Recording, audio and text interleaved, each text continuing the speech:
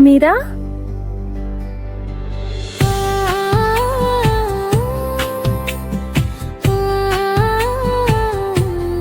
माझी सोन्यासारखं पोर कशी आहेस ग तू? आणि प्रिया कुठे? ताई कस्तुरीताईच्या वाड्यावर गेलीये, ती रात्रीची येईल. ती तुझ्या बरोबर नाही? सावकाराच्या कर्जापायी माझी थोरली प्रिया त्या कस्तुरी सावकारिणीच्या वाड्यावर राबते. खस्ता खाते पोरगी.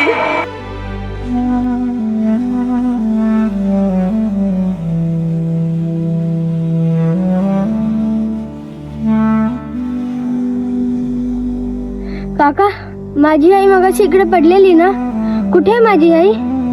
हो बाळा, ती इथंच होती, पण थोडं बरं वाटलं की ती निघून गेली इथून. मग आता कुठे गेली ती?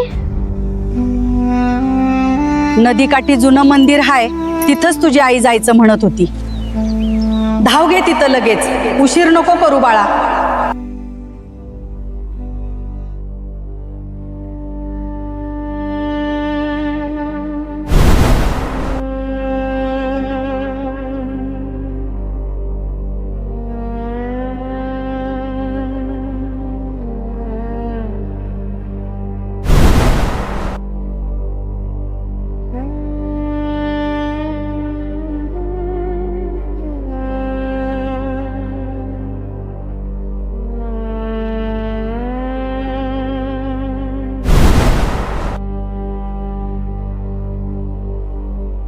आला तू, लय उशीर केलात की ओ तुम्ही.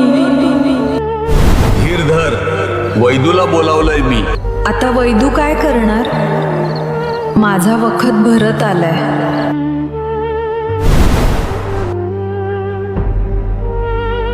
तुम्ही अजून बी त्या योगमायेच्या मूर्तीच्या नादात हायसा? सोडा तो नाद. त्या गुप्तधनाच्या पायी अख्ख्या घरादाराची राखरांगोळी कराल.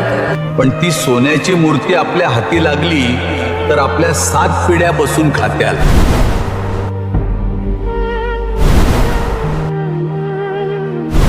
नैनान कस्तुरीकडे बघा, निष्पाप आहेत ती आपली लेकरं. तुमच्या या हट्टापायी त्या पोरींचं काय बरं वाईट झालं तर देवाच्या दरबारात काय तोंड दाखवाल? त्या योगमायेचा शाप लय वंगाळ हाय. नका जाऊ त्या जंगलात, नका शोधू ती मूर्ती. मला वचन द्या, बोला की तुम्ही त्या धनाचा नाद सोडून द्याल.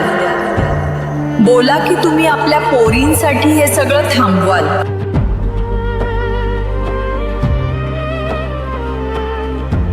आजपासून तो विषय संपला. मी पुन्हा त्या जंगलात पाऊल टाकणार नाही. तुला वचन देतो.